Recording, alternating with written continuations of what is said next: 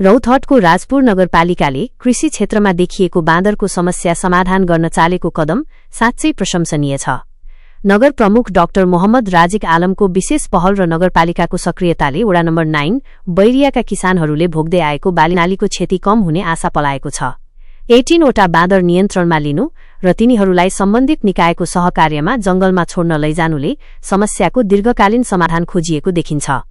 यसैगरी मध्य प्रदेश सरकारले बाँदर व्यवस्थापन विशेष कार्यक्रम कार्यान्वयन कार्यविधि 2076 लागू गर्नुले पनि यो समस्यालाई सरकारले गम्भीर रूपमा लिएको स्पष्ट हुन्छ।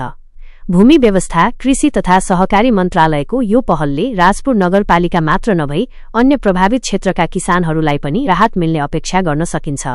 अन्नबाली, फलफूल र तरकारी खेतीमा बाँदरले पुर्याउँदै आएको क्षति कम भएपछि किसानहरूको आर्थिक अवस्थामा सकारात्मक सुधार आउने देखिन्छ।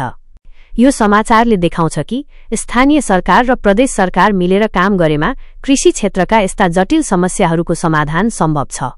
राजपुर नगरपालिकाको यो प्रयास अन्य स्थानीय तहहरूका लागि पनि अनुकरणीय हुन सक्छ।